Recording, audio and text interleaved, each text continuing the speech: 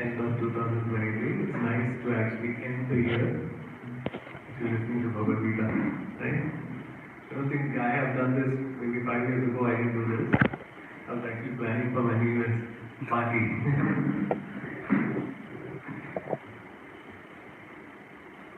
Nice. Let's start with the Kirtan. As people arrive, you can repeat after me.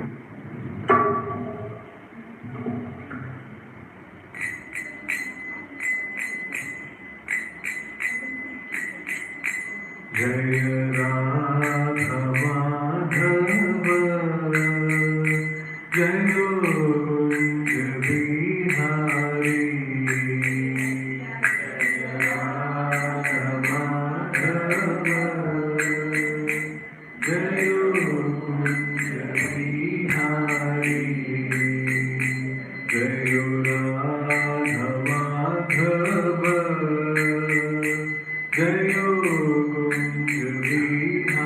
Bihari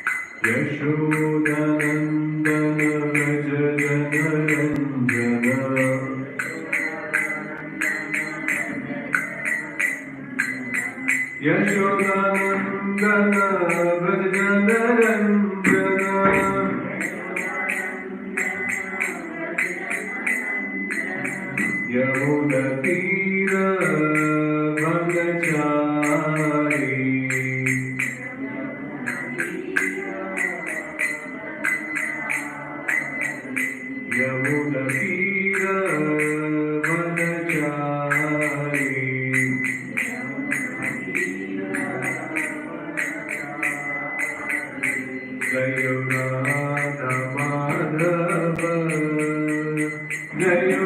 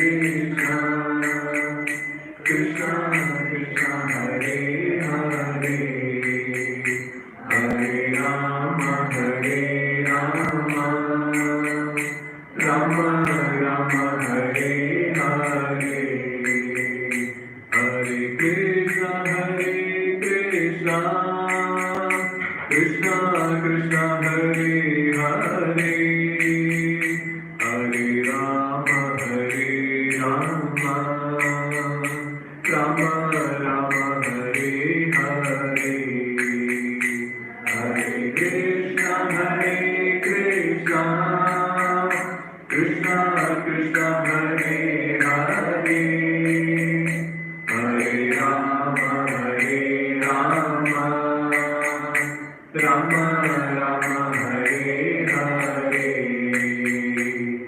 Krishna Krishna Krishna Hare Hare, Hare Ram Ram Ram Hare Hare. Hare Krishna Krishna Krishna Hare Hare, Hare Ram Ram Ram Hare Hare. Hare Krishna Krishna Krishna Hare Hare, Hare Ram Ram Ram Hare Hare. Hare Krishna Krishna Krishna Hare Hare, Hare Ram Ram Ram Hare Hare. Hare Krishna Krishna Krishna Hare Hare, Hare Ram Ram Ram Hare Hare. Hare Krishna Krishna Krishna Hare Hare, Hare Ram Ram Ram Hare Hare.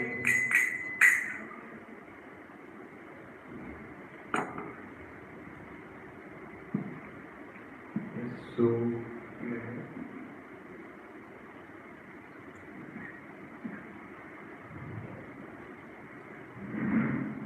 another session, level 2, right?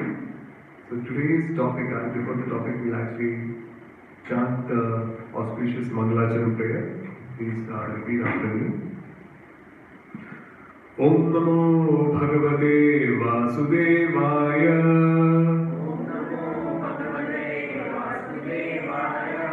Om Namo Bhagavate Vasudevaya.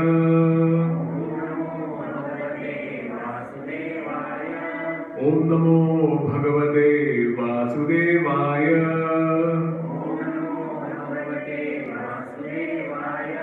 Om Ajnanatimidandhasya Jnananjanashalakaya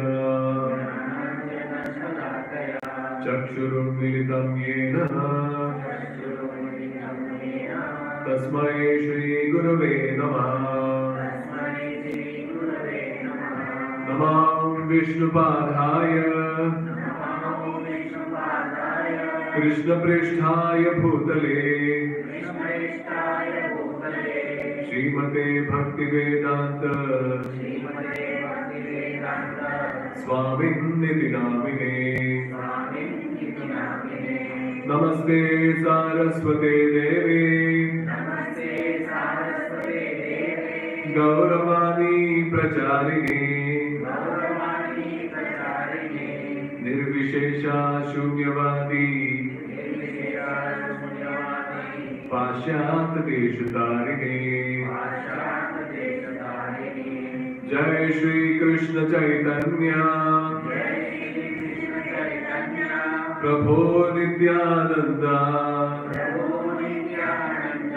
Shri Advaita Gadadhara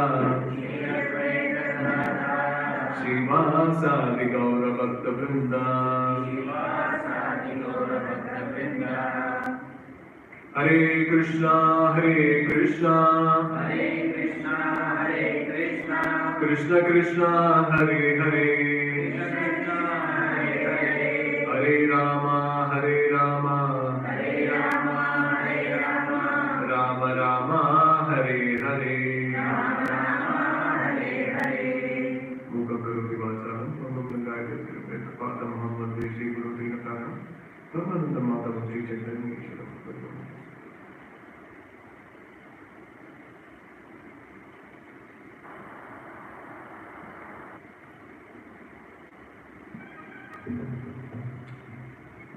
Yes, we are in level 2, advanced Bhagavad Gita students here all. So in sadhana also we should advance, right?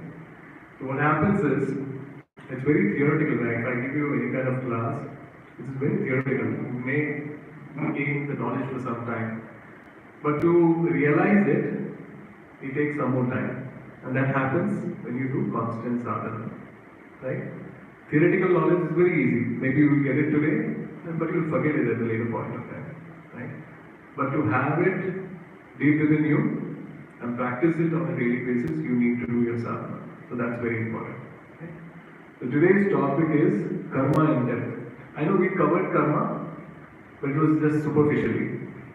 Right? Today we'll get into a little more details as to karma and death, as to why certain people do sinful activities. Right? why certain people are stuck in that cycle, like addiction cycle of doing the sinful activities. Right? So we'll understand that in detail today.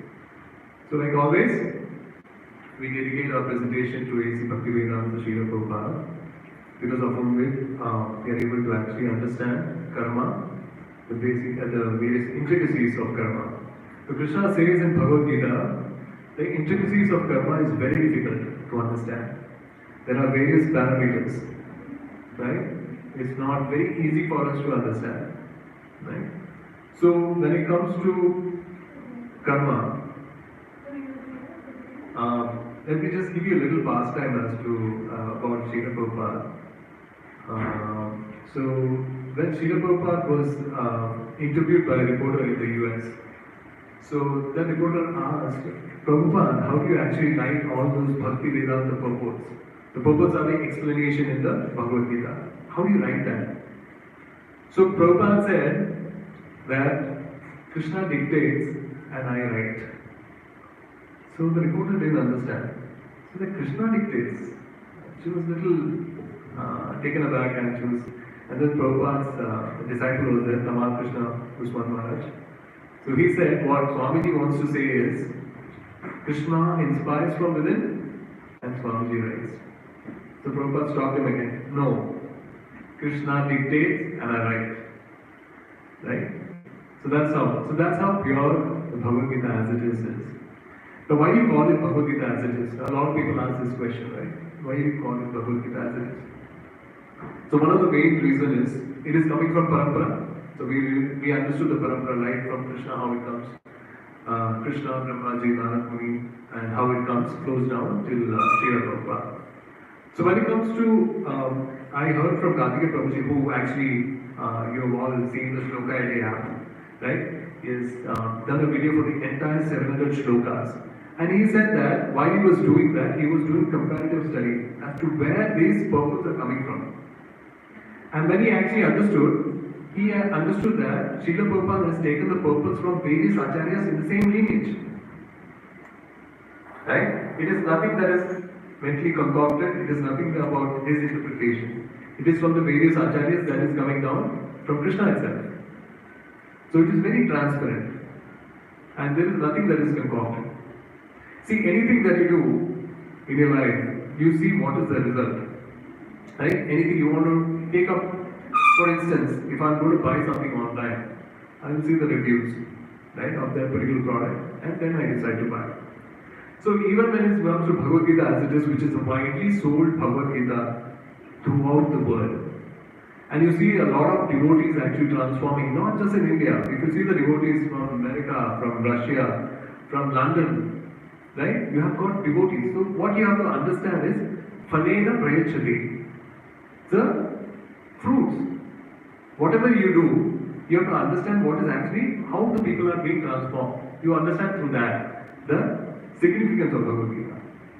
Right? For instance, see, Prabhupada was so pure, right? His Vani was so pure that he was able to transform the life of hippies. You know, at that point of time when Srila Prabhupada went to US, the hippie culture was happening. Right? And hippie culture is very, for a Swamiji, for someone, for it was very new for him, that people are actually totally in an abominable state, every time completely intoxicated, various intoxicants that they take, freely having sex all over the place, and there is no one partner. So it was very different. And when Srila Prabhupada actually preached to these people, and they took up to Bhakti, it completely transformed. So before we take up any understand which is the right Bhagavad Gita that I should read, we should understand the devotees. If you see a certain people, you understand why this particular person is behaving in a certain way. And then you try to understand what is the reason behind it. And that's how even when I was getting into Bhakti, I was trying to understand the devotees. Why are they so happy? Right? What has actually transformed them? Now, they are doing something which I am not doing. And that got me a little more curious. And then they said that we actually read the Bhagavad Gita as it is, we listen to a lot of lectures. I said, okay, let me also try. And that's how my journey also started. Right? So it's always about, you see how a certain person has transformed. Right? There are various philosophers who actually went to US or West, but they could make devotees. Right? And that happens when a pure devotee of the Lord actually goes. And that's where the transformation happens. Right? The various other philosophers talk about various other things. Makes it very easy for them. So there are no rules and regulations. So people are a little more attracted towards that. But there is no transformation with it. So Srila Prabhupada brought Bhagavad Gita as it is. Whatever is mentioned in scriptures, that's all he said. And we as preachers also, if someone says, Prabhuji, you speak very well, it actually helps me, it transforms me. So it's nothing that I am doing or anyone else of the preachers that is doing in ISKCON. We are just parents. We're just saying what Srila Prabhupada and the various acharyas said. Right? So let's start off today's session. So let's refresh a few level 1 concepts. Let me see how, if you all remember. Right?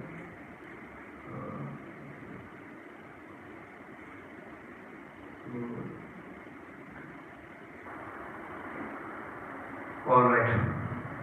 The concepts, renunciation versus work.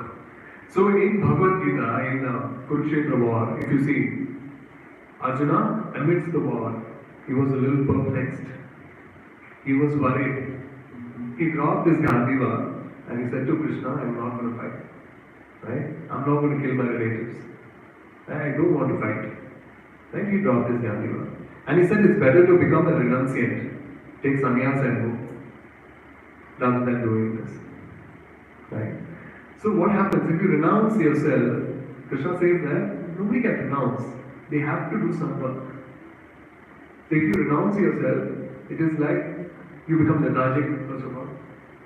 Not just lethargic, it's idle mind, is it? Devil's workshop, they say, right? And when it comes to renunciation, you have to give up everything. Dhyana, tapa, yajna, everything. And Krishna says you can't do that. You have to do some work. Right? So Krishna says to Arjuna that you are a Kshatriya and your Kshatriya dharma is to actually fight. Uphold the dharma. Right? And then, what is the definition, if I have to ask, definition of good and bad? Can anyone tell me what is definition of good and bad? Where do you get the definition from? From scriptures. Right? Because for me, what is good for me may not be good for you. Right? What is bad for me may not be bad for you. Right? It's very relative. Right? So for that, they say that so whatever is mentioned in scriptures, right? Because Bhagavad Gita is called as a manual. And the person who made us, that is Lord Krishna, he says Bhagavad Gita, Mamaivancha Jiva Loke, Jiva Bhuta Sanatana. So he says we are all his amshas, part and parcel of Lord Krishna. So who better could actually tell us what is the best way to actually live? Right? I always give this example of washing machine, right? Of the manual that is provided by the manufacturer. What is the best way to operate the washing machine? By reading the manual and operating it. Rather than doing it on our own, we might just screw the washing machine up. Right? So that is one way.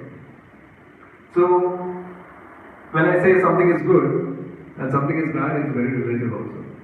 Right? Charity is good, people say. The charity to terrorist organization, is that good? Well, truthfulness, people say it's good. So when I say truthfulness, if I tell a butcher where the goat is hiding, is that a good truth? No. So again, we have to understand what is right and wrong from scriptures itself. Right? So it's very important. The classification of karma. Can you tell me what are the 3 different types of karma? Yes, ma'am. Karma, akarma, vikarma. What is karma? जो किसका? जो एक काम करते हैं. हाँ. So karma or sakarma we can say. Karma is something that we do good activities based on scriptures, and you get a reaction which is punya, and we have to enjoy it. There is vikarma. Vikarma is something that is against the scriptures, and for which you have to suffer. Right? So that is vikarma or papa. And there is another thing called as akarma. What is akarma?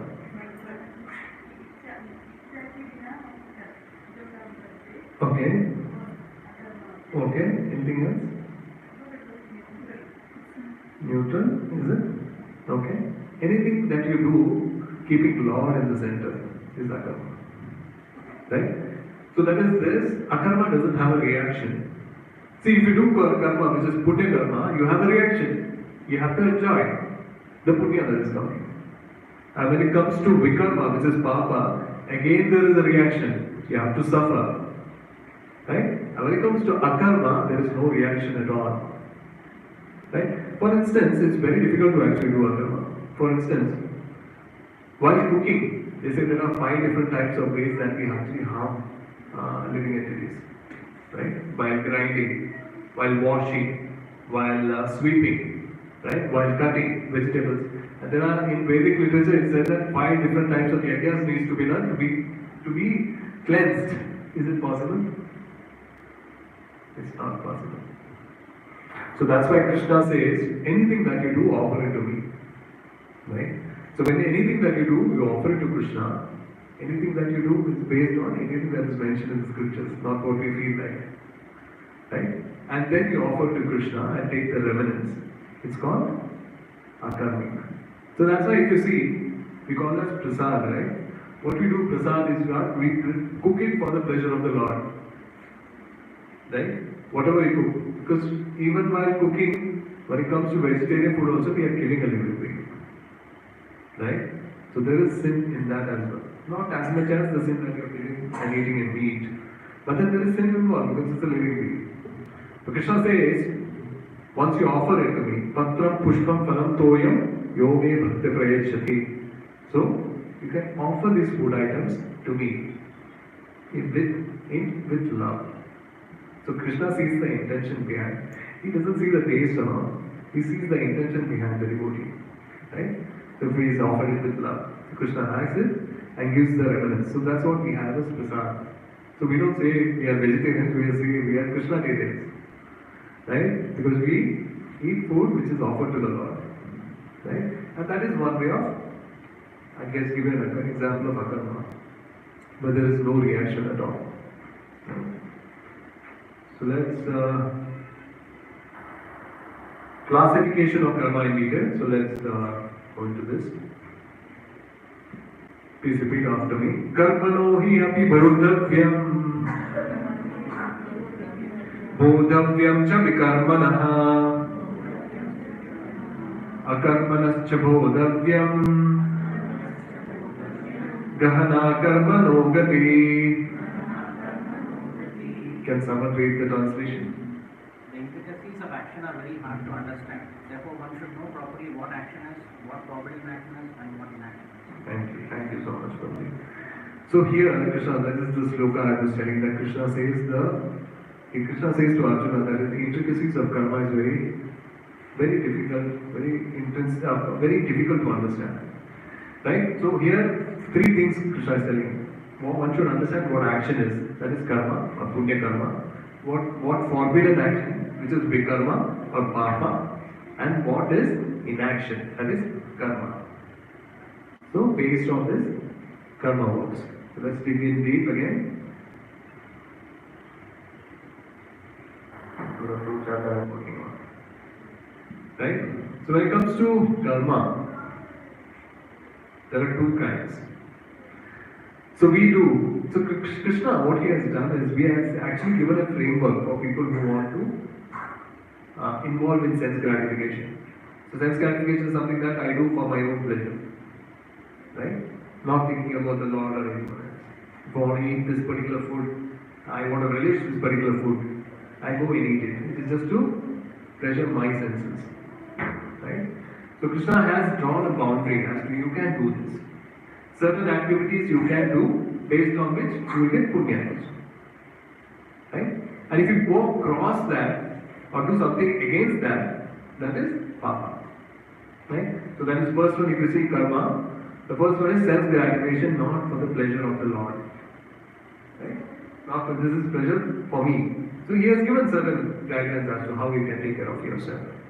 And then sense gratification, in that sense gratification, as advised by the Lord, gives you punya, like I mentioned. And if you go against, it is Papa. Right? Now, for example, I'll give you an example. Like a military man, when he's actually working in the border, he's actually fighting and he's killing all the enemies or terrorists, right? And then once the war is won, that particular military man is given a Paramveer Chakra and is being respected, right? And the same military man who comes back to his house after a long time picks up a fight with his neighbor and shoots him. What happens? He'll be jailed. Right? So what happened here? See, when he was working in the border, he was working under the jurisdiction of the government. Government certain rules, right? So, and he was working according to that was his job. He was supposed to vanquish the enemies. And that's what he did. But when he came back home, he picked a quarrel with his neighbor and he shot. So that's totally against. Right? That is not something that is governed by the government or supported by the government. For that, he has to face the repercussions. Right? So that is one thing. So, what are the different kinds of punya? Can you all tell me? Different kinds of punya activities. Anybody knows? We all do it. Anybody knows? Different kinds of punya activities. Annadan, okay. Then? Doing something good for any being, helping small kids or old age. We do a lot of charity and all that, right? Yes, that is that. What is Papa? Anyone knows what is Papa? Papa too, there is a long list actually. There is a long list. Right? So we have to understand what is Punya and what is Papa. So in Srimad Bhagavatam, there is an entire list of what is Papa. And see, when it comes to modern science, there is only a little that we know about even the planetary system, right? There's a lot that is mentioned in the scriptures. Right now, modern science is actually finding that out. Right? So it's not that we are against modern science, because we go hand in hand with modern science. Modern science is actually proving what is already existing. Right? So that is nice. So let's look at the next one. After effects of karma. So what happens? Do you remember this sloka? It's from Padma Purana. Do you remember this? The different species the goddess made. How many species? How many different types of species? 84 lakh species. I'm not getting into detail. But I'll tell you, based on what we are doing right now, the material body is already being prepared for you. Whatever karma that we are doing right now, we get a body based on that, based on our nature, based on what we have done, based on our mentality at the time of death. Right? We discussed this. Whatever we do throughout the life, at the time of death, at that time, you have the entire slideshow of what you have actually done the entire life. And our eyes close at a certain slide. Right? And based on that mentality, based on that thought, we get another body. So it's very simple, I'll give you. For a person who's actually very attracted to sensual things, maybe sexual activities. So what God does is, He understands that human body is not meant just for that. And it's not equipped for that. So human body is meant for various higher purposes. So when you are interested in those activities, He gives you a body which is support that activity. Like for instance, He gives you a body of a monkey. Every 3 years, monkey has sex. Right? So that is the body that is meant for those kind of activities. So it's based on your desire. Lord gives a body. Right? It's very, do you remember the flowchart that we have discussed? Jivatma, Paramatma and Prakriti. Do you remember that? Jivatma desires. Paramatma based on your credit, karma credits, he sanctions. And then Prakriti manifests. So that's what happens. So for instance, I'm a person who's a foodie. I want to eat a lot. Like we go, right, $1,000 and you can eat unlimited. How much can you eat, right? Unlimited. Eat 2, 3 times and then last you start vomiting. Right? So when Krishna understands this person is particularly is into this, and this body is not plant. There's only little that we can do with the human body. What he does is he gives you a suitable body for that. Maybe an elephant's body, where you can eat tons of food. Right? So that's how it works. So based on what you're doing, everything has an equal and opposite reaction. Right? Based on, so that's why we say a lot of things in bhakti that we start off, it's not very late even now. Right? Bhakti can actually burn all the things that we have done in the past. So a lot of people come to Prabhuji, I have done so many sins in my past. So many sins. Do you think there is a way for me? Do you think even Krishna will look at me? Right? So Krishna doesn't differentiate that way. So Krishna is just like a loving parent, right? There's a parent, there are two kids, one kid is very naughty, one kid is very obedient. But actually, and if the naughty kid is the one that Krishna is more worried about. Right? Just like any parent, right? More worried about their child. Similar way, Krishna doesn't throw away anyone. Right? He wants ultimately the reason why we have the spiritual books, why we have various devotees talking about it, because we act as a medium. Right? We act as a medium so that we can reach Krishna. Right? So that's very important. And one thing we have to understand, that a lot of people won't understand, is that when you talk about breaking the cycle of birth, when you talk about punya, a lot of people think that punya is nice. It is nice. But every action and the reaction doesn't happen this particular life itself. If it happens that way, it will be very difficult for us to live. Right? Me walking and stepping on an ant and killing it, that time only reaction if I get. So that's not the way it works. So whatever reactions we are facing right now, it could be something that we have done in the past.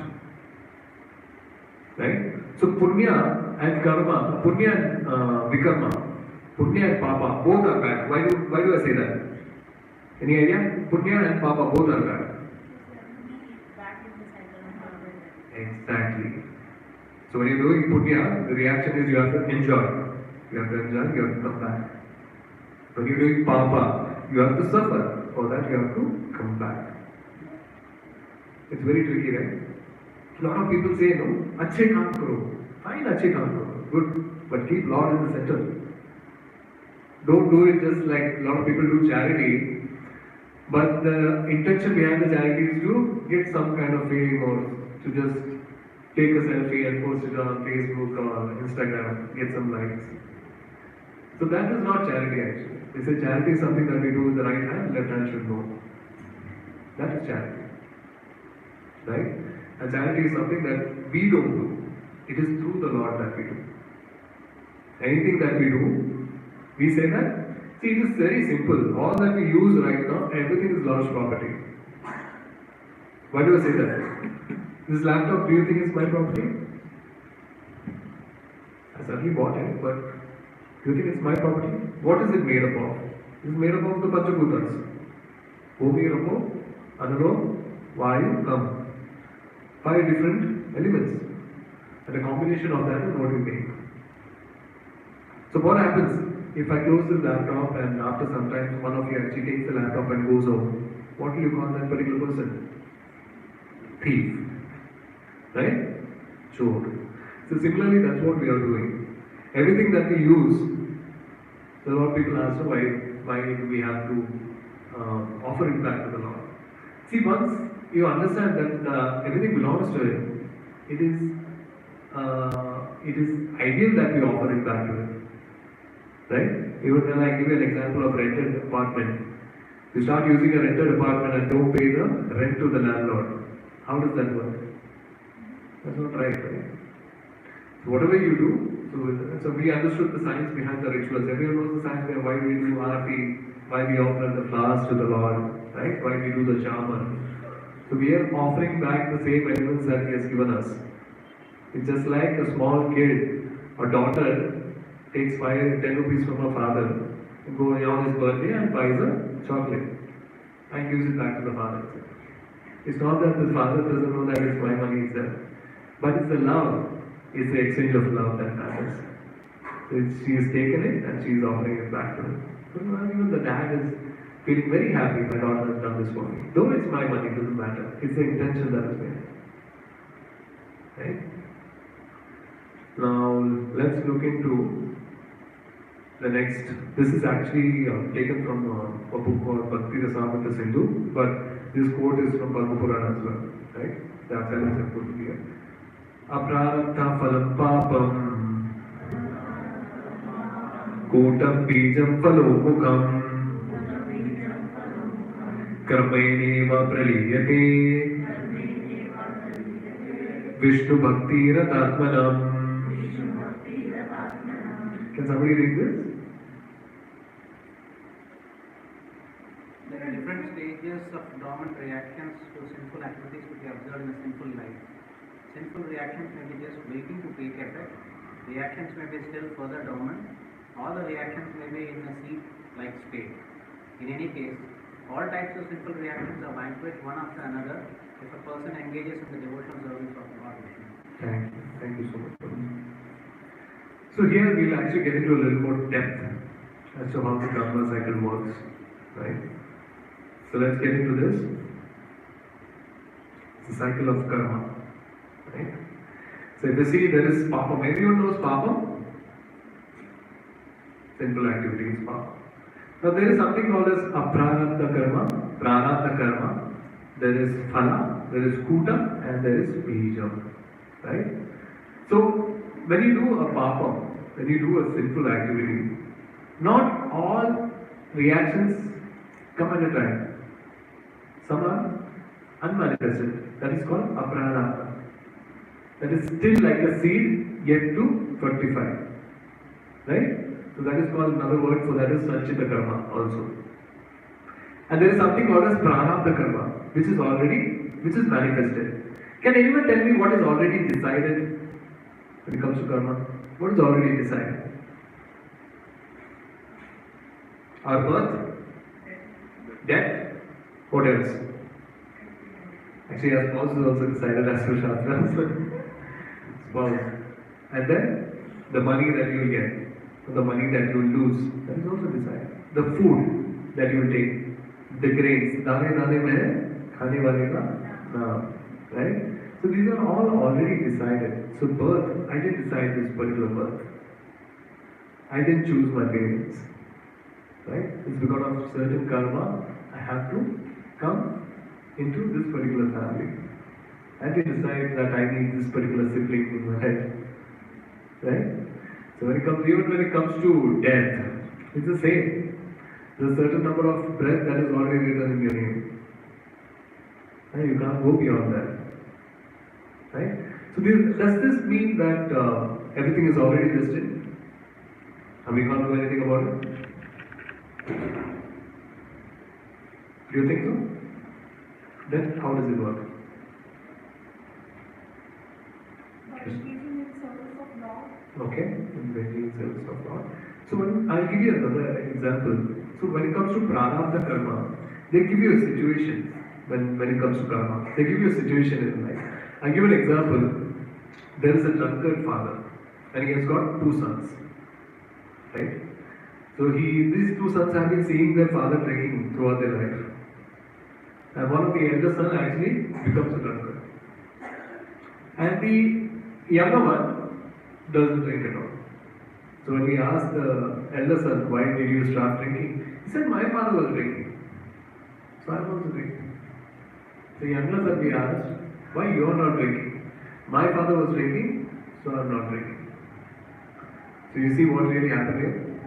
It was a situation. The situation was father actually drinking. And we always have an opportunity to choose. Choice. Choice is always there. So, situation would be distinct, but you are given a choice to choose. So that's why Krishna says you are all being given free will. Krishna doesn't force anything on you. Even when it comes to Bhagavad Gita, the entire Bhagavad Gita he spoke to Arjuna. In the last, he didn't say, Arjuna, do as what I say. Now I've told you this, right? Introspect, think, and do what you like. See, God is also like that. If He really wanted to make robots and make us devotees, He would have done that. But that's not the way love works, right? Love, there should be a reciprocation and should be based on free will. And that's why God gives us various choices in life.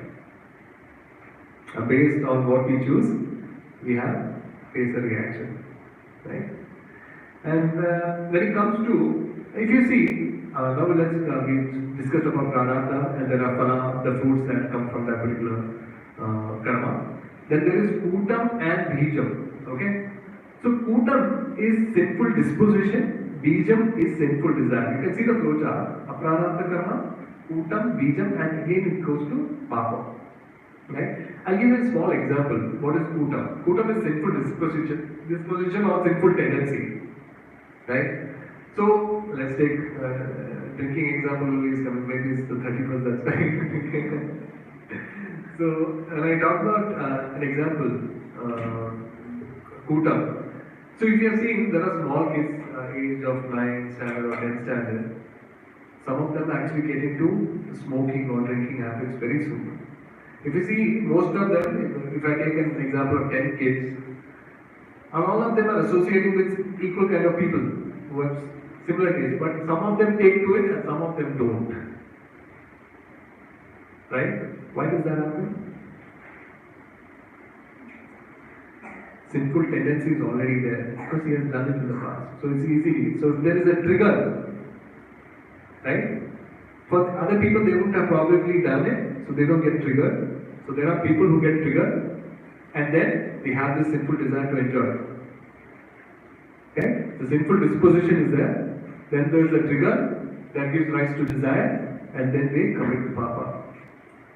And this is what happens. And this is an entire cycle. If you see, there was a news, right? There was a guy who actually molested a girl, and he was actually imprisoned. He served his time for certain years, and then he came back and he again did the same thing. Right? So that sinful tendency is present in it, and it's very difficult to take it out. So if you see, a lot of people are actually stuck in the cycle itself. If you see, ye kabhi nahi sudrega, we say, right? We don't say it to someone who very dear to us, we say, but there are certain people who will never sudrega. It's very difficult because we are stuck in the cycle. Right? So, do you have any questions so far? I know it's level 2. We'll actually give some time for questions now itself. If you have doubts so far, what I've explained, please feel free to ask. Any doubts? May not be related to karma, but may be related to something else, so please ask. Any questions? This is very risky. We don't know that what our kids' past life was, and maybe they are in this cycle. Too much to go into detail, but yeah, how to come out of this? True. It's very risky also. So that's why as parents we have to protect our kids in every way. That's why we actually tell them, choose your friends wisely. Our parents have always told us. There is a reason that they do that, because they know there are so many attractions. And it's good to actually always advise the kids. Always talk to them. Right? That's one of our duties of parents. In the modern life, we don't have time for our kids also, our family. So that's one of the biggest problems. Earlier times, the kids at least used to talk to their parents. They used to live in a joint family. We had their grandparents also. We used to constantly tell them as to what needs to be done and what needs to be done. So now it's very accessible for people. Even for kids, right? They have access to mobiles, they have access to smart TVs. So it's even more difficult for us. The only way we can do is actually spending more time with them. Right? And not just spending more time. So when we do certain activities, when you are talking about devotional activities also, if you have that same environment in your house, the kid is actually saying that. Then we can't force anyone. Right? That will only create a rebellious attitude. So there is no force. Right? It's only inspiration. So based on what you do, based on how you treat your wife, based on how you deal with other people, this is what the kid is actually picking up. right? So if we behave in a certain way outside, we behave in a certain way inside the house, so he's also a little confused, he or she. So when you follow devotional service, you follow the scriptures, what is mentioned in the scriptures, it is easier to protect the kid. Otherwise, when he goes out, because he understands that you are speaking to him on a daily basis, and there is something, so these are spiritual credits that you're adding to the kid also. Because he is looking at what you're doing, he is having a darshan of the Lord even though he's not on a conscious way, but he's adding credits to it. And this actually gets, so there is another shloka that I will come to. So this actually, this kutam and bijam that you are talking about, good this thing that you brought this up. So this same question actually Parikshit Maharaj had when Sukdev Goswami was talking the entire Bhagavatam, right? So 5th canto, the last chapter, Sukdev Goswami describes the entire hellish planets. There are 28 different hellish planets. Every sin that we do, if I actually start talking about it, maybe we will not sleep at all. Right? Garud Puran has the entire thing also. And Srimad Bhagavatam also has. 28 different kinds of hellish planets. We'll be so careful in doing things. So Parikshit Maharaj was very worried. He's telling how will people get out of this? If Kutam and Bijam, they'll again suffer hellish planets, they'll again come back and do the same thing, again go back. So Parikshit Maharaj, Sukdev Goswami said, atonement will work. Right? Repent. So Parikshit Maharaj was not very convinced. So if you see a lot of people, if you see the Christian faith, they have this something called as confession, right? So there are a lot of people who actually go and confess to the Lord. And again, once they are done, then again come back and do the same thing. So what really is happening is, it's just like I'll give you an example of a tree. The tree is just cut, but the roots are still there. That sinful tendency is still there. So that needs to be uprooted. So what needs to be done is, the last line, Vishnu Bhakti Radhatmanam. So when we start doing devotional service, the kutam or bijam or the root is actually fried. That's what Shastra says, the right word is fried. So once it's fried, it won't fructify.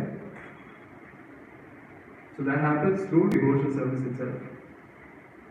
Right? And devotional service, if you see, Krishna also says in Bhagavad Gita 18.66, it's a very famous sloka. Sarva dharma parityajya mamedram sharanam praja aham tvam sarva papebhyo mokshashyami masucha. So do devotional service, come to me and I will take care of all your sins. Hey, you don't need to worry. But that's not complete surrender. It's not that we go to him and again come back and start doing the same thing again. Right? So that's a whole different process in the sense we just started. Surrendering to Lord is not that easy. Right? It's entirely different. It's something that we can hanker for. But it will take some time. So there is hope, probably. There is hope. It's not that there are so many people. I'll give an example of Srila Prabhupada. I spoke about the hippies, right? Imagine such a abnormal state in front of Swamiji in the same room. They are doing so many nasty activities. Just by listening to Prabhupada's Vani. Right? These all people transform themselves. Yeah, some of them are Maharajas right now. Completely left everything.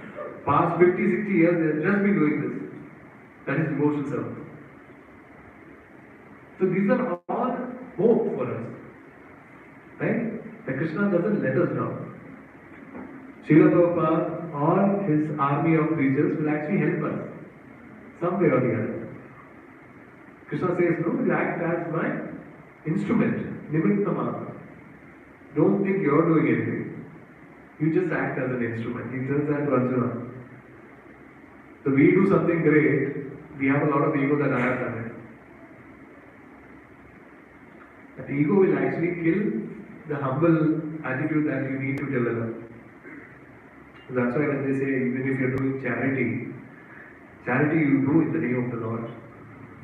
Even charity has, there are various chapters where charity also, there are different kinds of charity. Charity in the mode of Sattva Guna, Charity in the mode of Rajoguna and charity in the mode of Tamoguna. Right? So Tamoguna charity is something that, like I mentioned, funding terrorist organization. Doing something and the money is used in a very bad way. That is one kind of charity. Another charity is actually treating my friends for a drink or buying them meat. That's also considered charity, but that is charity in the mode of passion. And there is another charity which is in the mode of goodness.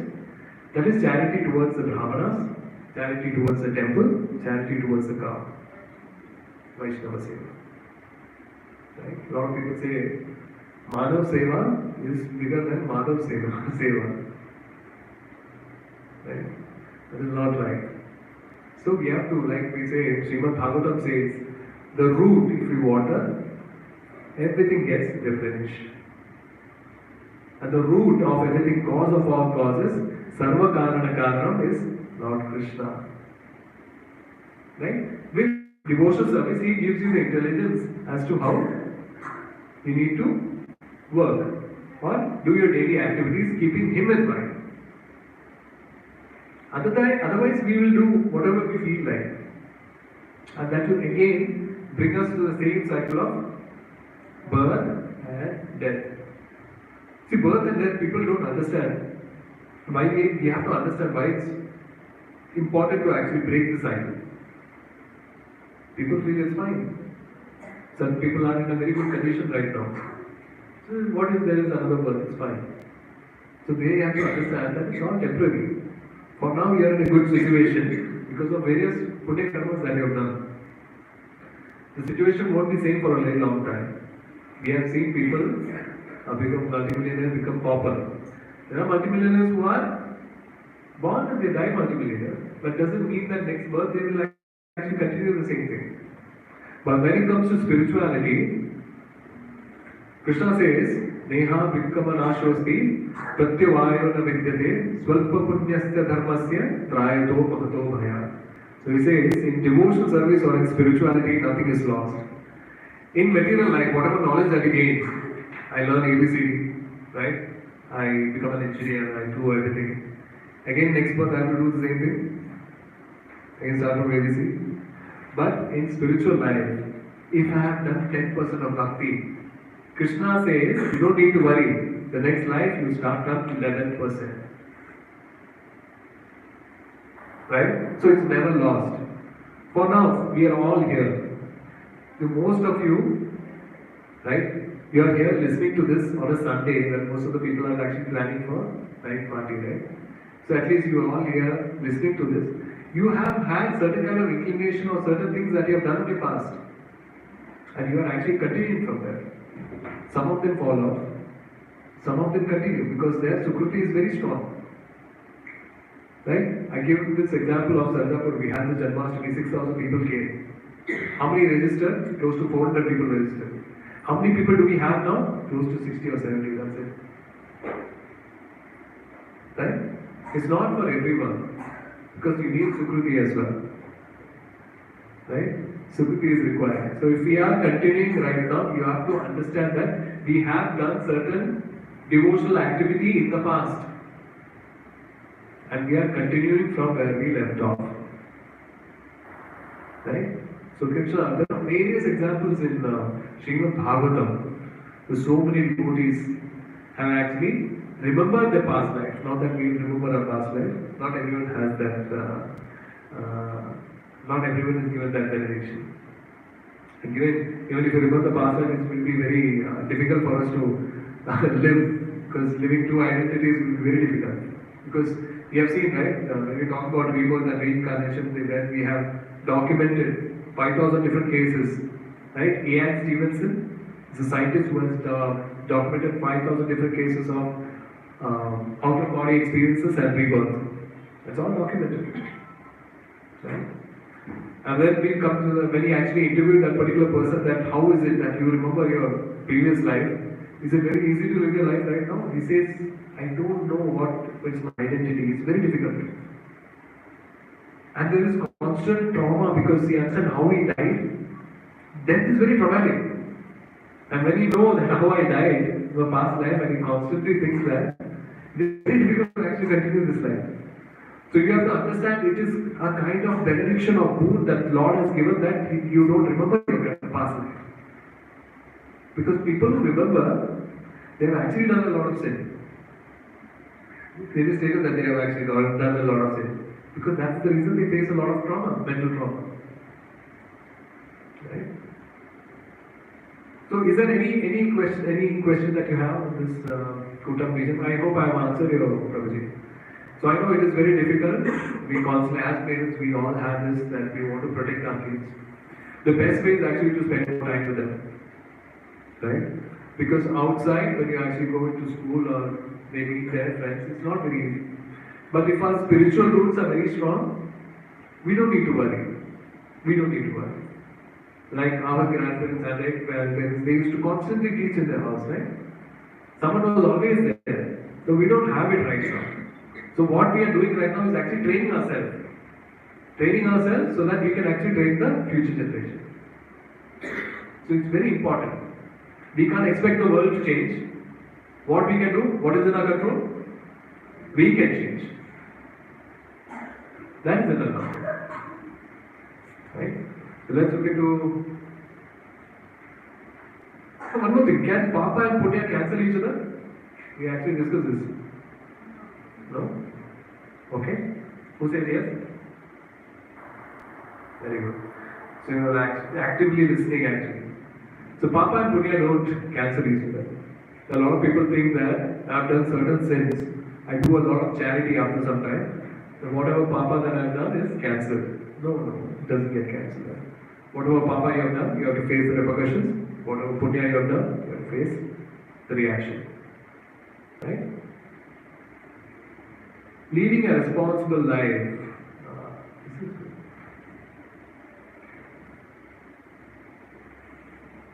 Laws of nature.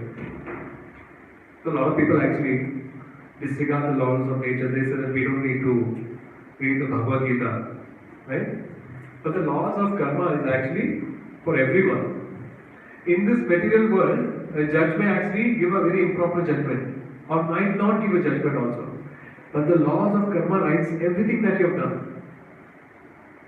The super soul that is there within you, we actually discussed this from Mundaka Upanishad. The super soul, there are two parents that are shown, right? Two birds. One is our Atma, one is Paramatma. So whatever action Paramatma, our Atma is shown that the bird is eating and the Paramatma is actually watching.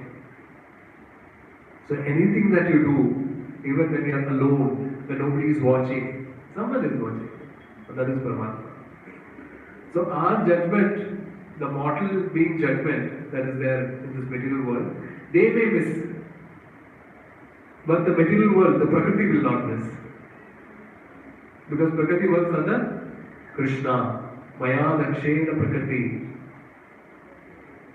Right? Krishna says the Prakriti works under my jurisdiction. Right?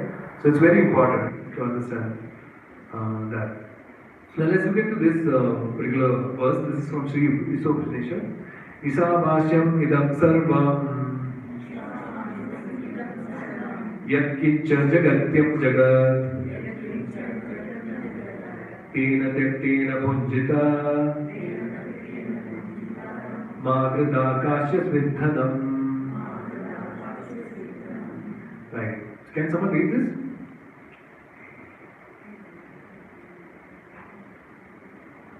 Everything animate or inanimate that is within the universe is controlled and owned by the Lord. One should therefore accept only those things necessary for himself which are set aside as his quota, and one should not accept other things knowing well to whom they belong. Thank you so much, Prabhuji. So here Krishna says that everything animate or inanimate that is there within the universe is controlled and owned by him. Right? So what is the best way to understand this? Do you think who owns this body? The body that we have. Who owns it? Do we own it? We don't own it. So Krishna says, no, Bhogi Rapo Nalo Vayu, Kam Buddhi, Mano, and Ahankara. These are all my Bhinna Prakriti Ashtana. These are all my 8 separated energies And with that, 5 Panchabhutas our body is made. So this body is also not ours. So much pride we have.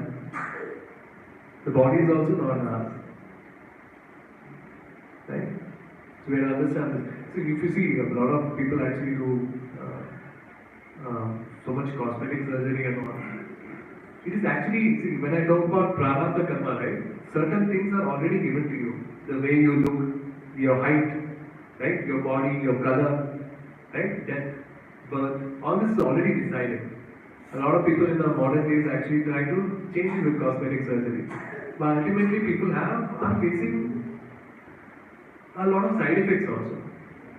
Right? You know the famous pop star who actually had a big nose, something wrong with his nose, he actually shaved it or something, Michael Jackson. But he had respiratory issues because of that.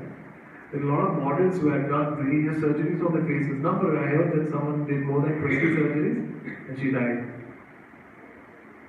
So much importance is actually given to this particular body, how we look. Everyone wants to become fair. But why? Our Lord is black.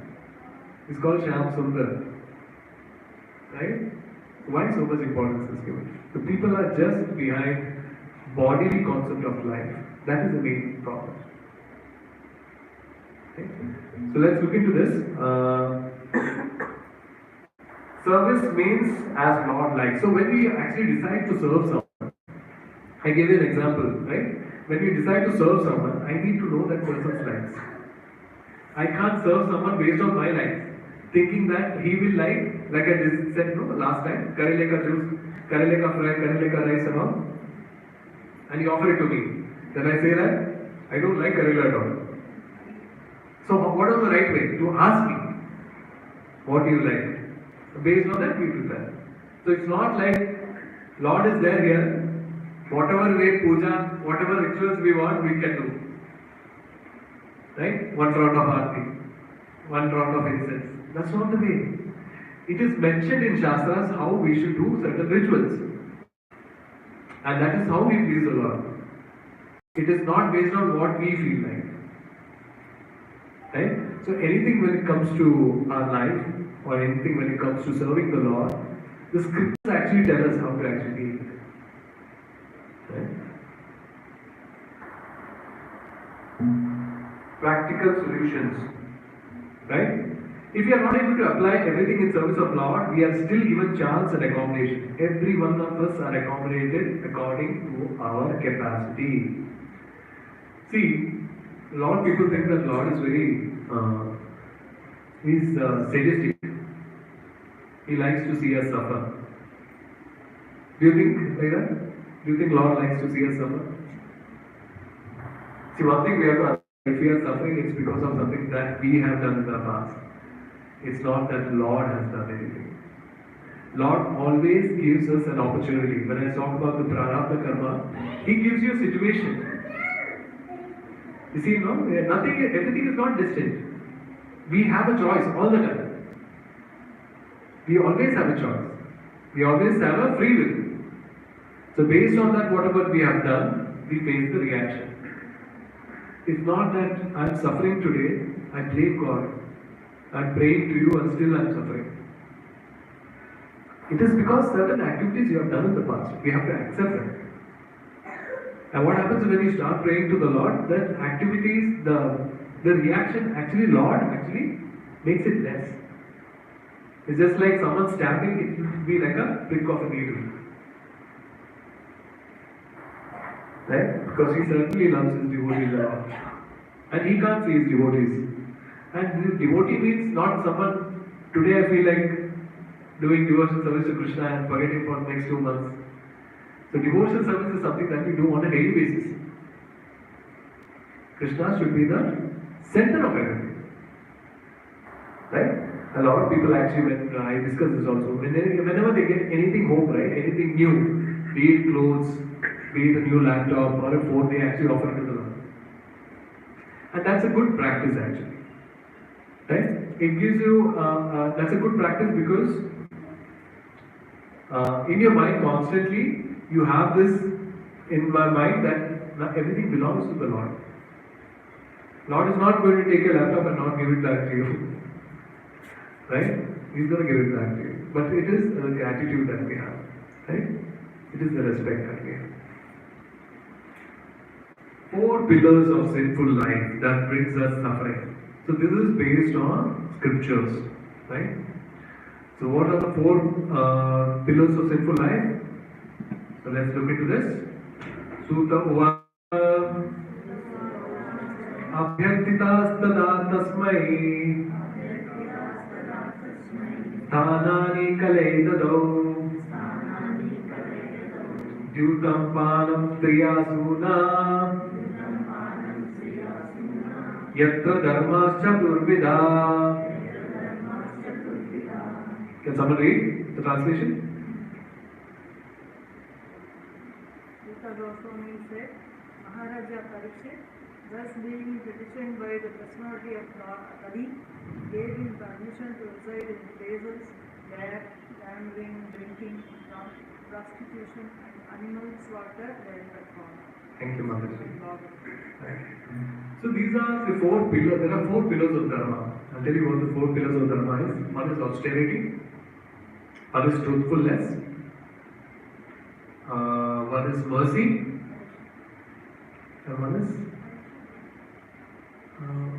what should I do? Austerity, truthfulness, mercy, and cleanliness. Right? Now I'll tell you how this is related. So there are 4 sinful activities as mentioned in Bhagavatam, as mentioned in the scriptures.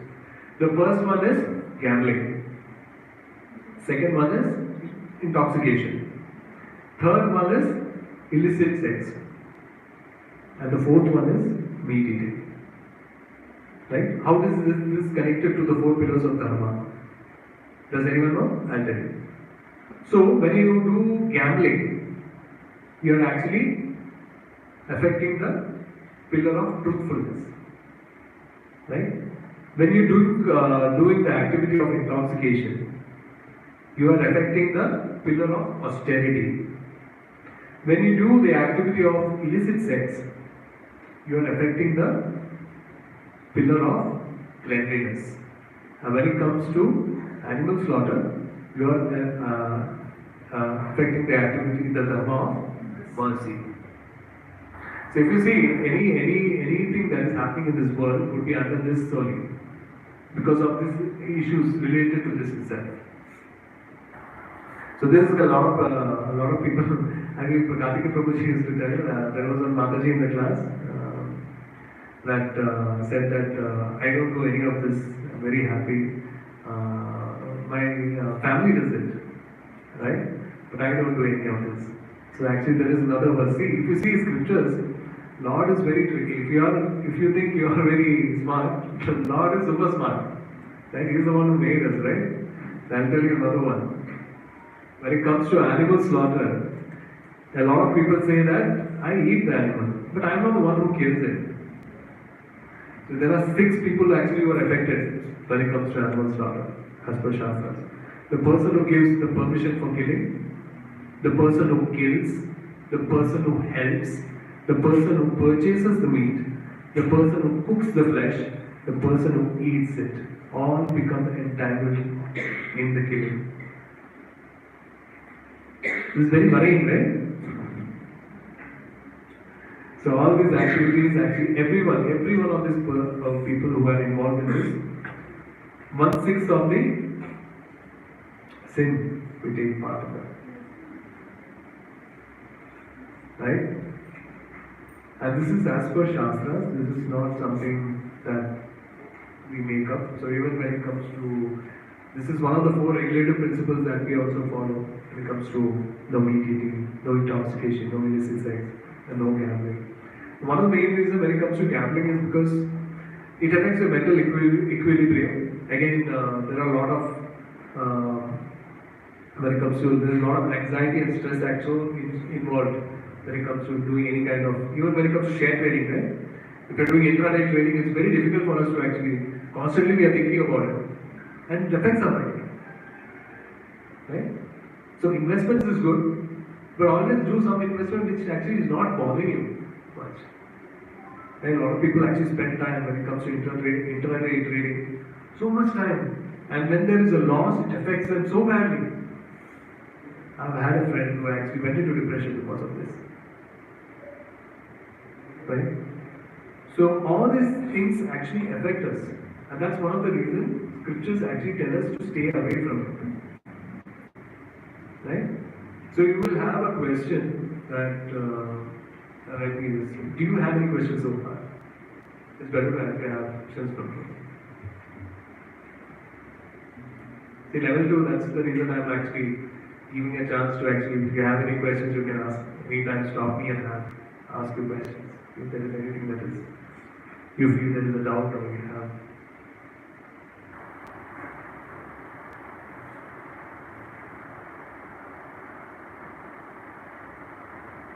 So Karma, when I say to you, when I kill a living being for my sense gratification and I eat it, right? I face sinful reaction. Now when I'm walking on the beach and I step on maybe a crab or something and I kill it, is the reaction same? Does anybody know? Is the reaction same? It's not the same. Right? There are different degrees again. So one that is we are intentionally killing for our own sense gratification. Another one is by a mistake. So that's why I think whenever we are offering prayers, one of the reasons is that unknowingly we are actually harming a lot of people, a lot of living entities. We spoke about cooking, right? While you're grinding, while you're cutting, while you're washing, while you're sweeping, you're actually killing so many living entities. And that's one of the reasons that we offer it to the Lord. First, to make it academic. Jivo jivasya jivanam. To survive, we need to kill another being or take the help of another being to survive. So when it comes to, I'll give you an example, when it comes to a lion will only eat flesh. Right? If there is no flesh available and there is only grass kept, he will starve to death. But he will not eat grass. Similar when it comes to cow, it will eat only grass. You keep 10-15 kgs of meat next to it, it won't eat. It will starve itself. What happens when it comes to human beings? We need both. Right, to satisfy our senses. See, human being, we have an evolved consciousness, evolved discrimination power. Right, plants also have life. We agree to that. But we actually believe in at least doing a little bit of non-violence, not too much non-violence. Right? We have the discrimination power. When we are actually being with a sentient being. See, one of the reasons a lot of people say are still eating non-veg is because they are not killing on their own. In fact, in Shastra it is said, if a person is very addicted to non-veg, right, there is a provision for that. Shastra say that particular person has to take that animal far away from the village, right, to a ghastly form of Durga or Shiva, which is Kali or Veerabhadra, in their temple. You should take that particular animal, not in the village. Take that animal. In the ears of the animal, you are supposed to say Mam Saha. That means in this life it's me, next life it's you. A lot of people don't know what is the meaning of Mam Saha. So this life I'm killing you, next life I'm giving you an opportunity to kill me. So he kills them, offers it, and then he eats, cleans everything, and then comes back to the village. So when ideally this is to actually regulate that person. He does this on a daily basis. He will think, why do I need to do all this? I can sit at home and eat the normal food. So it's just to regulate. So now we have opened a lot of slaughterhouses. So a lot of people think, I'm not killing. But if you see a small child also, when they are kids, right? You give them choice of actually maybe breaking a kitten's leg or plucking a flower. Which do you think it will take? Which do you think it will do? You pluck a flower. See, intrinsically innate, we are all very compassionate. Due to surroundings, due to our association, we have made all these things very normalized. And we don't understand that what is there in store for us. Forget about Papa. One thing you have to understand that we are human beings with high level of consciousness and there is certain level of compassion also. If there was no slaughterhouses, I would say everyone in the world would be vegetarian. At least 90%. Right? So again, this is something that I want to bring up. Thus my spiritual advancement depends on past karma. What do you think? We spoke about this. Yes, it does. So if you see various stories in Bhagavatam, there is a story of Jadabharat. Jadabharat, I'll give you a little short interview. Sarjapur was a big king in his life, and he actually left and he renounced everything and he went into the forest, right, to do tapasya. In the forest, he got attracted to a deer, right? The deer was actually being hunted by a lion or something, and he somehow saved the deer. It's a small fawn, and he took care of it, and it grew. He was so attached to the deer, right? At the time of death, only thought that came to his mind was the deer. What do you think his next life was? Deer. Someone who had actually renounced his material life to do tapasya to reach the Lord got attached to a deer and became a deer. So this story is to actually tell us how, and the same what happens is Jalaparata got a benediction. When he was a deer, he could actually remember his past life. And he prayed to the Lord. Again, Lord gave him a human birth. In that, he ensured that he didn't spoil it this time. Right? So one thing, what I'm trying to say is, one thing we have to understand is we have to have one point focus in our life. Too many things, right? Too many things that we take up will divert our attention. We already have so many problems, so many attachments. Right? So that's why bhakti is very important. That's why we say, Prahlad Maharaj says, Kaumaram. That is the time actually you should start bhakti. People leave bhakti for the end of life. I'm not sure how they have so much confidence that they will live past a certain age. I'm not sure if I'll live after I get out of this center. Life is so uncertain. We hear, right, so many celebrities passing away 35 years, 40 years. And how can we actually neglect bhakti and keep it for last? How can see when we are loving Lord, we have to give everything that is fresh, our fresh youth, where we can do a lot of seva for the Lord. Right? It's very important. So if you see our grandparents, they have started, they have certain rituals or certain activities, devotional activities, they have been doing from a very long time. Right? At least we have this chance right now. I will say it's never late. Right? We are at least here. We can mend our ways if we are doing anything that is not right. We still have a choice.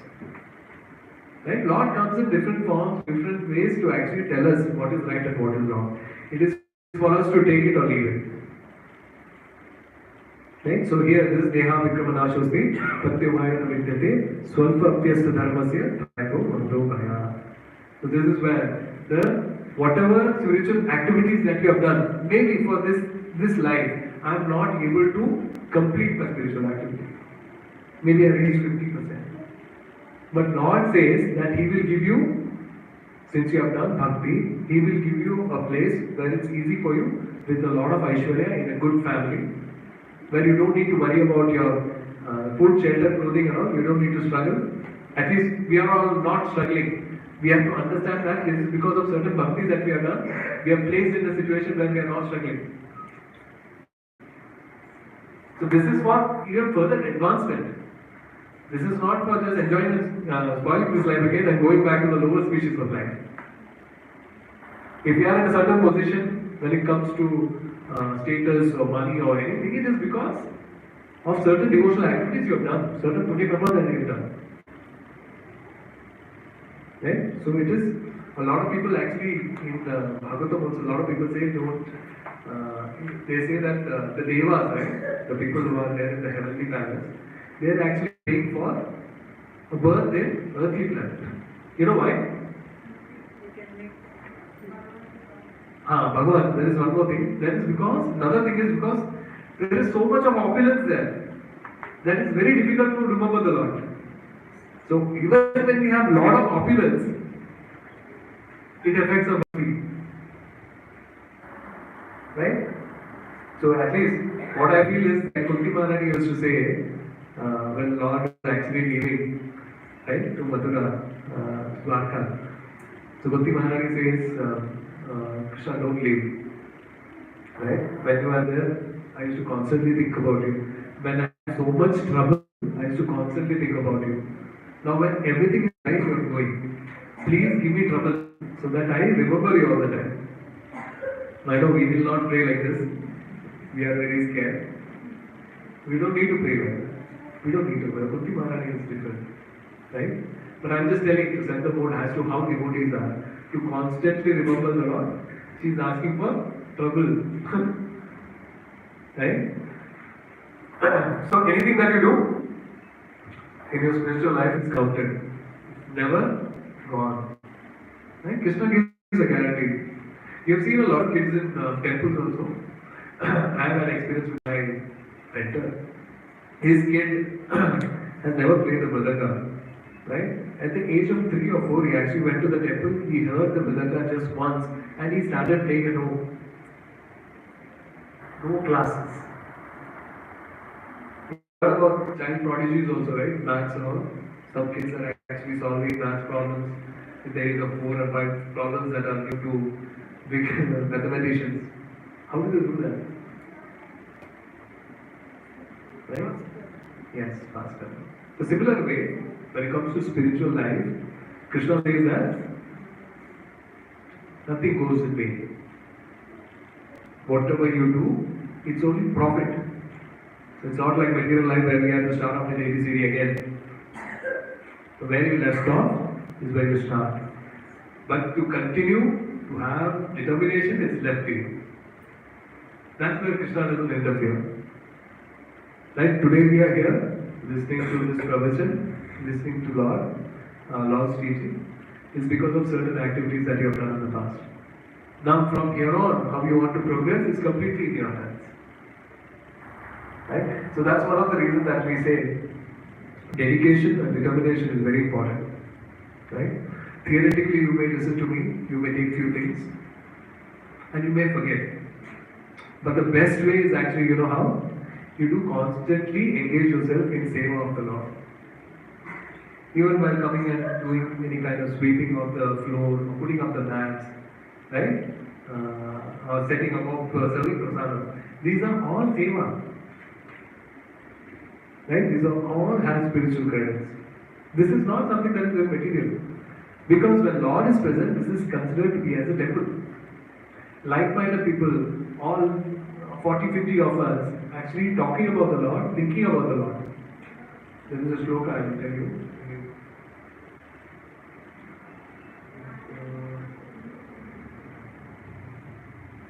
This is the shloka. So Narada Muni actually asked the Lord, where do you actually reside? So the Lord says, Naham tishtami vaikunthe yoginam hridayeshu va tatra tishtami narada yatra gayati madbhakta. So he says, I do not reside in my abode Vaikuntha. I do not reside within the hearts of the yogis also, but I reside in a place where the devotees chant my holy name. So where is Lord residing right now? He's here. So when all of us, 50 of us actually chant together, congregation chanting that we do, where do you think Lord will be? He's not in Vaikuntha, he's here. Again, he's in Vaikuntha also, he's here also. where is this sloka? This is actually from, I'm not sure, is it from Narapura? Ramakrishna Vaikuntha? Or say you check it. It's actually a very famous sloka, I forgot where it's taken from. Right? So it's very important to understand and have that faith that the Lord says, Anything that you do in spiritual activity doesn't go waste. Right? People may forget. Right? You do so many things for so many people in your life, right? In your family. And then finally they say, "Isne kiya kya hai mere liye?" A small thing also Lord remembers. Small thing. In terms of Sudama, you have seen, right? Sudama, a single morsel of food is what Krishna ate from his hand. You know what he did for Sudama? That single morsel, the entire palace was built for him. Now, I'm not telling you to give Krishna food just for the palace. I'm just telling you because Krishna doesn't forget whatever you do. The worldly people may forget. How much ever you do for a certain person, they may not have a gratitude. Or they may forget at a certain, they take you for granted. But our Lord is not like that. He is all merciful, He is all loving. And He is constantly waiting. If we are thinking that we want to go back home, go back to Godhead, He is more eager. You take one step towards Him, He takes 10 steps towards us. That's how merciful the Lord is. And you start getting this realization after listening. Of course, listening to a class is important. Your sadhana is very important. And then you start doing seva. That is very important. Yeah. So let's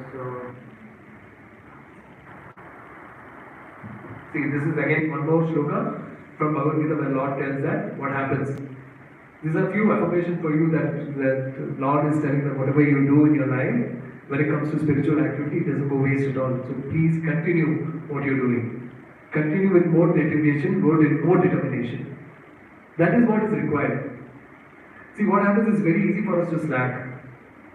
So one of the reasons I thought that we should have the Sunday class is when you have a big gap, right? It is scary. Because constantly I also have this fear that if I'm away from devotees, I may again get into my material life. Because Maya is actually waiting. Maya is actually waiting to catch us.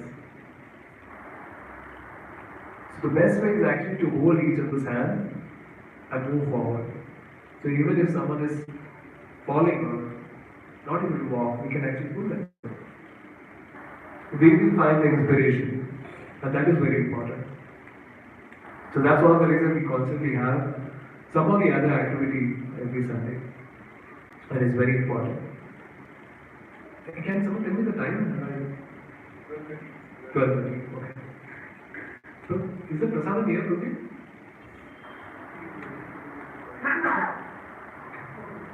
No. Okay. So, one more thing you have to understand. Another thing is that I gave this example of so many Janmashtami, so many people had come and so many registered. Out of that, how many people are remaining? 60 to 70 people. So this is one shloka where Krishna says this. So Manushyanam Sahasreshu Kaschit Yadapi Siddhaye Yatadam Api Siddhana Kaschit Mam Vedi Tatvadana. Millions of people. Out of that, how many people? Very few will endeavor for perfection. And out of those who have achieved perfection, hardly one knows me too. Right? So he is also telling it's not for everyone. Not everyone has the Sukruti actually to come and listen to it. Listen to Krishna Katha or chant his holy names. Right? So we can consider ourselves to be very lucky that we are here listening to Krishna Katha and chanting holy names. Not everyone can do this. Some of them start doing it and leave it. Right? When we have freedom, determination that this is what I want, if I want to make my human life successful, this is what I need to do. I'm not telling that leave whatever you are doing right now. No, continue. Krishna doesn't tell you to leave everything and go. He's never told Arjuna to renounce everything. He tells him to work for me. Anything that you do in your life, you can do it for God. You can work for Krishna. Right? When you do work for Krishna, when it comes to work for Krishna, constantly think that whatever I'm going to do is because of Krishna's intelligence that He has provided. Right? And because of that, I'm able to do this particular work. And when in work also we may be actually doing a lot of sins also, hurting a lot of people. We never know. Right? Where certain actions will actually hurt someone. Or we have earned that money in wrong way also. So what does scripture say for that? You can do certain amount of charity towards the Lord.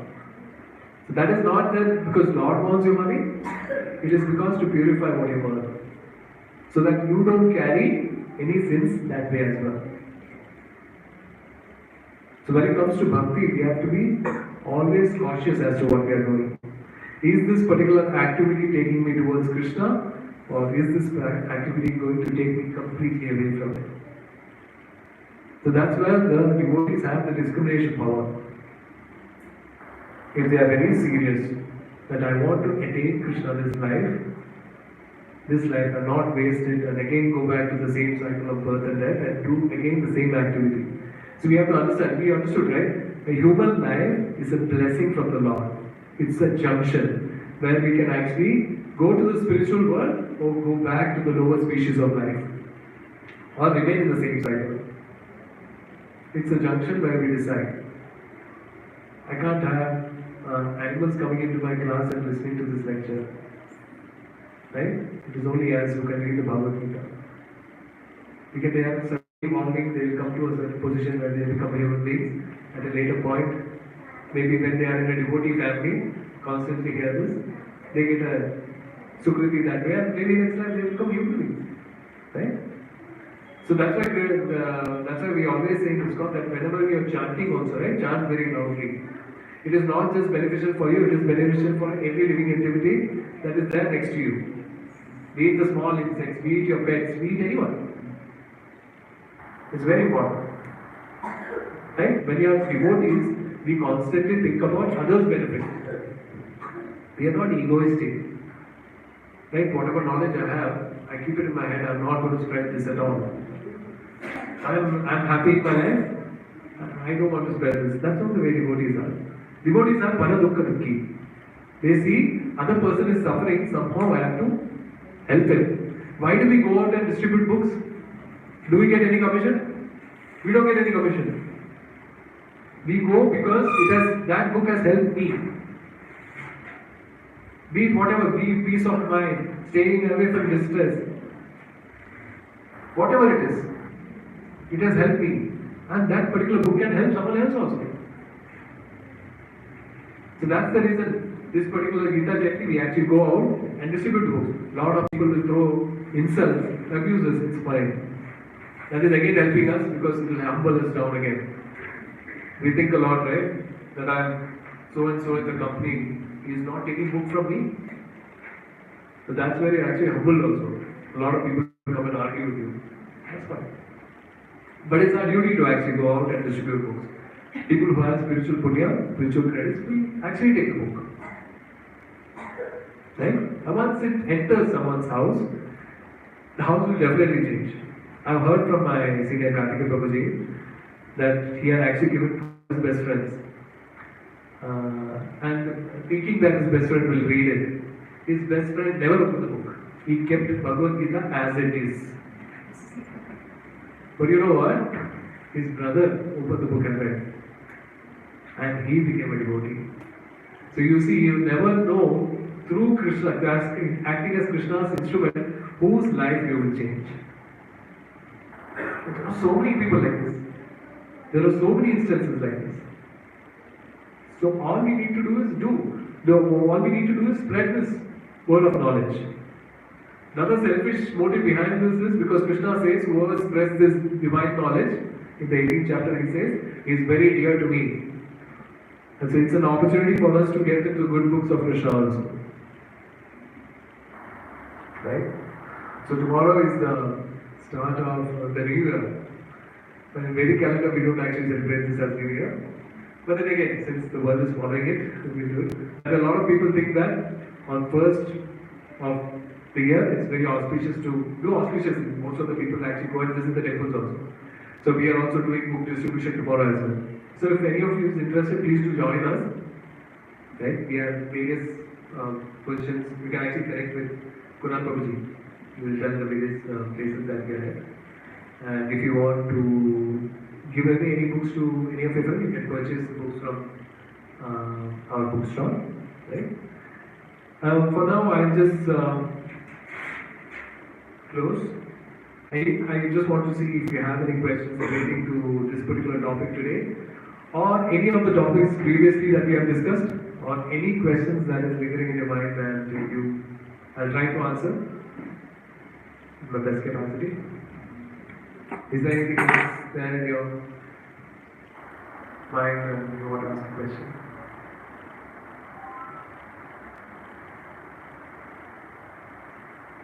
Everything is clear? This class used to ask a lot of questions initially, I remember that. Then suddenly there is no questions. Either everything is going above the head or you have understood everything. So which one do I?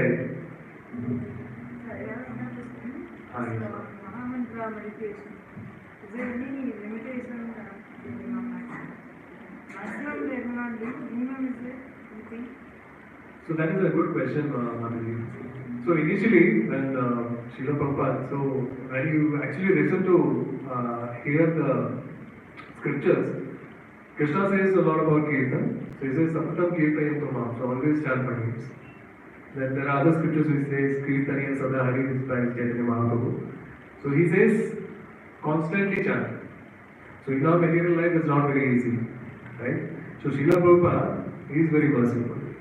So initially he said, 64 rounds you start. So 64 rounds, the people read what he said, 64 rounds Prabhupada, I don't think we can do it. It's very difficult. Okay, at least do 32 rounds. Then he said, no Prabhupada, that is also too much.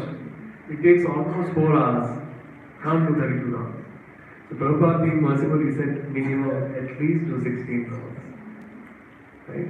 There are certain number of rounds, there are certain number of numbers of the prayers which we actually do consciously. When I talk about mantra meditation, it's not something that is very mechanical. A lot of people just to finish the rounds do it very mechanically. But that won't yield any benefit. The proper way of mantra meditation is not, you don't need to think about the Lord's form. You just need to concentrate on the name. Kali Kale Nama Rupe Krishna Avatar. The name has all the potency of the Lord. Form, qualities, everything is present in the name. So all you need to do is, when you are chanting the Lord's name, Hare Krishna, Krishna Krishna, Hare Hare, Hare Ram, Ram Ram, Hare Hare. All you need to do is hear what you say. That's all. Hear what you're saying. If your mind is going away, pause, bring it back. Again chant. Pause, bring it back. This constant pausing and bringing it back will actually steady your sadhana. So minimum we are talking Mataji, it is 16 rounds as per Srila Prabhupada, and that's what devotees do. But in your case, we have just started off, it's fine. See, first we have to start off somewhere. That is very important. Right? Don't look at the end goal right now, because that will actually demotivate you. Slowly we can increase. Slowly we can increase. So if you have started off in 1 round, do 2 rounds. Do 3 rounds. On Ekadashi, you double the rounds. So the Ekadashi has got more benefits. See, all these things that Krishna is asking us to do is not for something that he is enjoying or he wants it. It is for our benefit. Even when he says, Mam Namaskuru, pay obeisance to me, you think, what kind of God is always asking me to pay obeisances? But it's not that Krishna wants it. Krishna says that if you do obeisances only, I can bless you. So ultimately we have to understand it is only for our benefit. So with the Mahamantra, you can start, it is very powerful if done in the right way. Right? Kirtan is so important. In this, like we are always stressed upon this, in this Kali Yuga, Kirtan is what is mentioned as the process for self-realization. Right? In Srimad Bhagavatam it is said, it is Satya Yuga, it was meditation on Lord Vishnu. Treta Yuga, it was Yajna, elaborate Yajna. Dwapara Yuga, it was deity worship, elaborate deity worship in the temple. And it is in Kali Yuga, it is Kaloda Hari Kirtana. It's Hari Kirtana. That is very important. So when you're following Shastras, you should always ask, why am I doing what I'm doing right now? Is it as per Shastras? The Kali Sutta Upanishad says that Hare Krishna Mahamantra is the mantra for this particular yuga. And that's all that is required. You don't need to do anything. And when you do this on a constant basis, like I mentioned, hearing is very important, chanting is very important, doing seva is very important. Any kind of seva. Well, based on your capacity, right? And nobody is telling you to sit completely 8-10 hours in the temple. How much of a time you have? Doing some kind of seva will actually help you in the path of bhakti.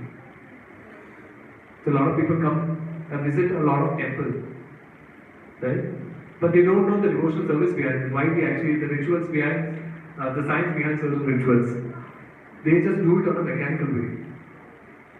Right? They visit a lot of temples, but ultimately what happens is just like they are saying that you keep food in your mouth, that's all.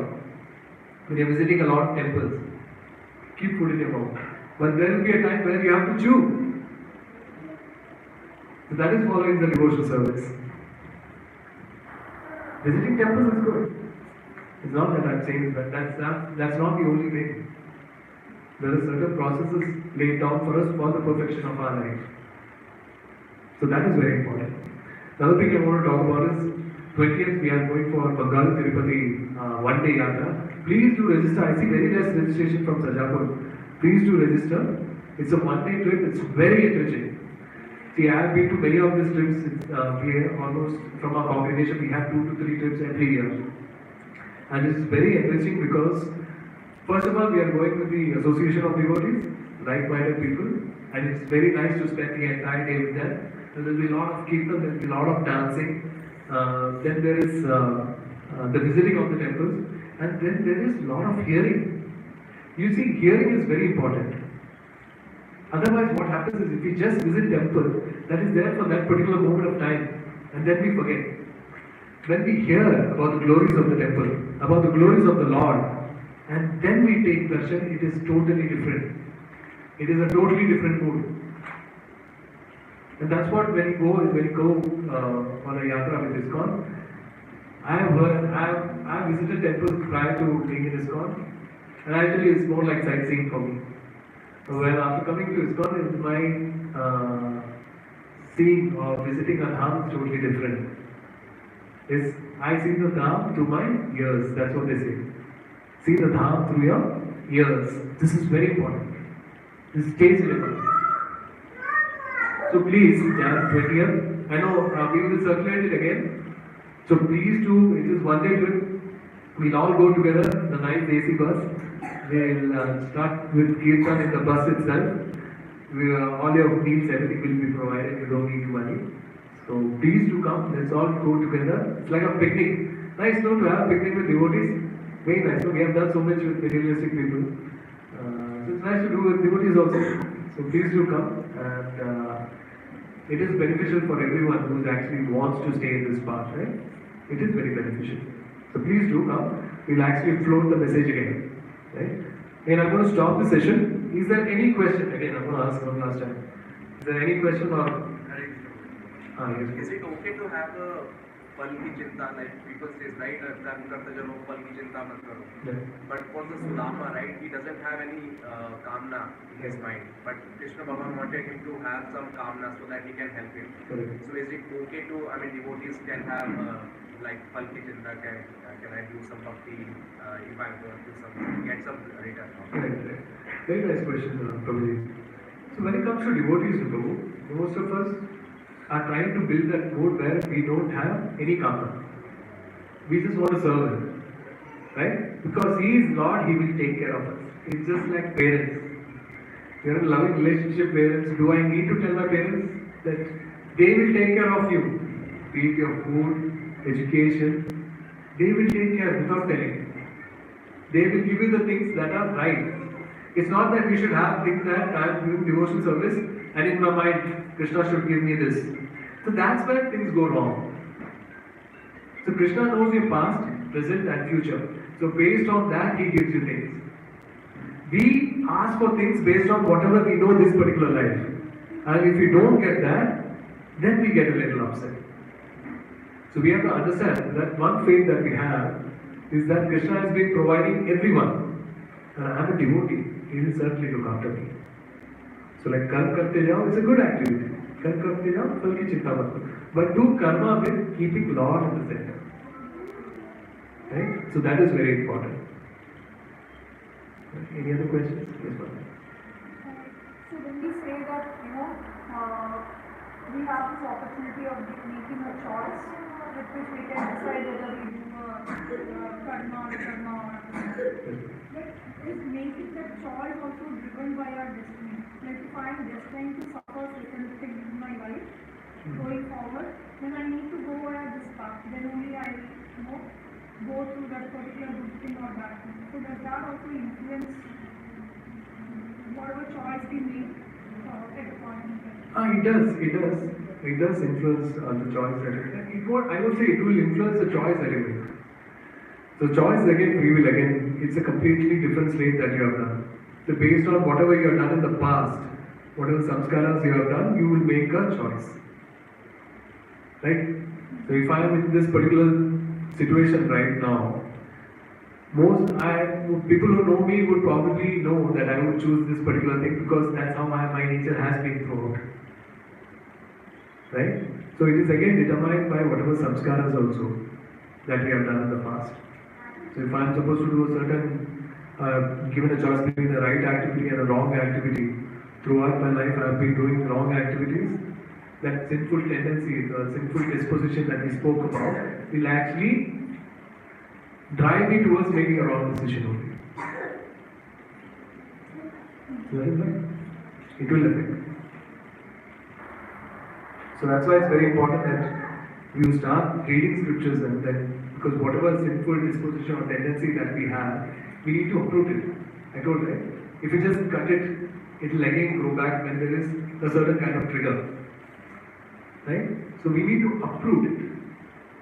That is what is important. And that will happen when we start doing devotional service, when we start doing reading scriptures. Because scriptures is the basis where we actually help us to make the right decision. So prior to maybe 5 or 6 years back, if I was making certain decisions in my life, I wouldn't have consulted a scripture, I would have done based on what is right and what is wrong. Based on what my thinking is. Or based on what my nature has been. But after consulting scriptures, after consulting a senior, the choice that I make will be very different. There are numerous things that I will consider and then make a choice. So that will help you manage. So the basis, always keep the basis as scriptures. That's very important. Alright, so what we use right now, another thing that I wanted to speak on, yes, this is very good. So Karthikeya Prabhuji has started something called as Japa Motivation. So every day he's actually helping us. See here, you have to see and understand that all our seniors are actually trying to help us in the path of bhakti. Right? So when it comes to Japa, this is something that we need to do on a daily basis. So something that will motivate us to better our Japa. It's very important. Just attending classes won't help us. Right? Realization will come through sadhana and seva. So that is very important. Sadhana we need to give too much importance. It's very important. So Karthikeya Prabhuji will actually start with 3 to 5 minutes videos every day. So which will actually talk about the glories. Prabhuji, time is mentioned or you just post it in the... Prabhuji is going to post at 4:30 in the morning, but you can watch anytime. 4:30 in the morning. So 4:30 in the morning, we post it because ideally Brahma Muhurta is the time we should actually chant. So again, based on how our lifestyle is, but ideally the best chanting time is 4:30. I cannot do it because I do night shift and I sleep at 4:30. So please pray for me that my chanting also becomes nice. Right? So this is one thing. Another thing that I want to speak about was today is actually Bhakti Siddhanta Saraswati Thakur's disappearance day. I'll tell you, I won't give you a lot of information because we have just started off. So in ISKCON we give a lot of importance to Guru Parampara. Right? It is only through Gurus that we have this certain knowledge that we have discussing history. Even if I am speaking certain thing, it is because of Srila Prabhupada, it is because of my mentor, it is because of Srila Prabhupada, his mentor, and the lineage that goes up to Krishna. So we give equal respect to everyone. So what we do in ISKCON, when there is their appearance day or disappearance day, we actually celebrate. Right? So Bhakti Siddhanta Saraswati Thakur was the Guru of Srila Prabhupada. So I'll tell you, if we are wondering, Srila Prabhupada has done so many things. Bhakti Siddhanta Saraswati Thakur was the one who actually asked Srila Prabhupada to actually preach the best. It's only because Srila Prabhupada took his Guru's words that we are able to see so many devotees around the world. Right? Bhakti Siddhanta Saraswati Thakur knew what Srila Prabhupada could do. That's how a Guru knows. Guru knows what his disciple is capable of. Right? So that's why we give a lot of respect, reverence to the Gurus who have been in the disciplic succession, who have been helping us some or the other way. And we should show our gratitude and respect to them. We can discuss about Bhakti Siddhanta Saraswati Thakur. There is a lot to discuss. He was very good in maths, English, Sanskrit. He has actually established more than 68 temples. Right? He has been doing a lot for this sampradaya. He has been propagating the holy names of the Lord. So today we'll actually celebrate his disappearance day. So what we are going to do is we'll have a small Pushpa Abhishek actually.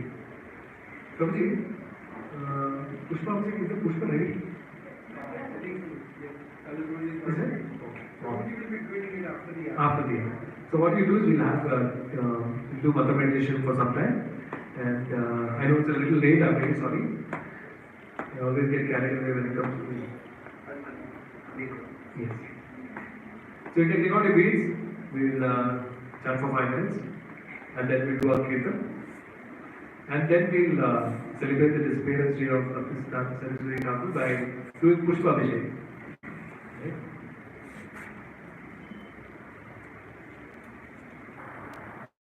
So all of you, please close your eyes.